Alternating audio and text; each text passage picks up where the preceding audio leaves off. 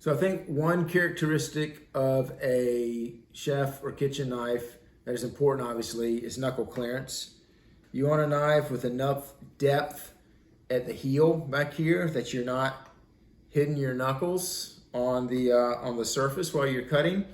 And if you're going to chop most normal stuff, you're probably okay. But let's say you're chopping through a big, just chopping up a whole bunch of cabbage or something, you may want an even deeper blade. A lot of, there's Chinese cleavers that are about 4 inches deep. So while you're chopping, your knuckles aren't going into the food, so that's another option. This is a normal about 2-inch heel, plenty of clearance for just normal kind of kitchen activity.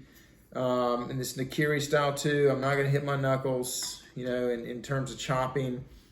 So let's say that's the first thing to consider is clearance between your knuckles and the cutting board. And always a cutting board, always cut on wood or plastic, never cut on ceramic or tile countertops or concrete or anything like that. You're gonna wreck your blade immediately if you do that. Second thing, depending on how you use a knife, some folks like to rock their knife very, very methodically. Some people chop with their knife. So a rocky knife is going to probably have a little more belly, and maybe a chopper is going to have at least a pretty good flat section to chop and get all the way through the material on that downward motion. I actually am a kind of pusher, so I push through like this.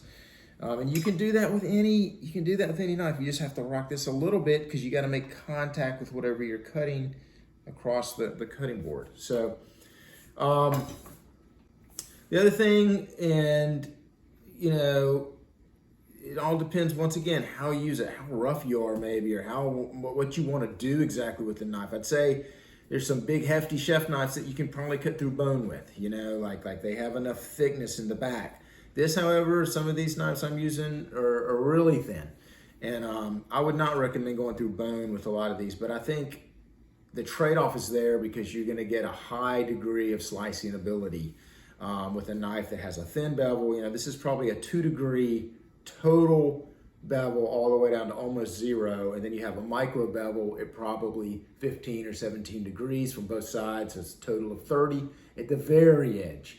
So that's really thin, and a lot of my knives are built at that thickness. You have to be a little more careful with them, but they're going to provide, if you can notice, if you've used a knife enough to notice like, whoa, that makes a big difference in the kitchen, then it's worthwhile. I think a lot of off-the-shelf knives, they're more concerned about durability and long-term and not getting them sent back, because if I'm rough on this knife, I'm going to chip it out, or I'm going to fold it over a little bit, and I'm going to have to make more corrections to it. And if you chip it out, you have to grind it away, or you have to sharpen it away. So not really what you want to do, but it's always better I would rather err on the side of it being a little thinner, because you can always sharpen it back and get it a little heftier at the edge. And when I say that, I mean just at we're talking microns here, but it makes a difference in the edge geometry and its ability to really slice. So you're not losing much if you do if you need to make a few adjustments to that micro bevel.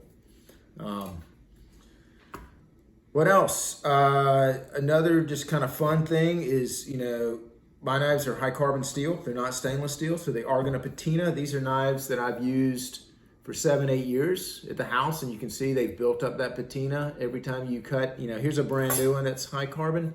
The minute I cut through a lemon or a lime or something, it's going to stain, and it's going to start telling the story. And that's what I think so cool about high carbon, is it's also kind of like this mini canvas that's constantly changing, and there's always a story about your use on the knife, unless you're just ultra meticulous.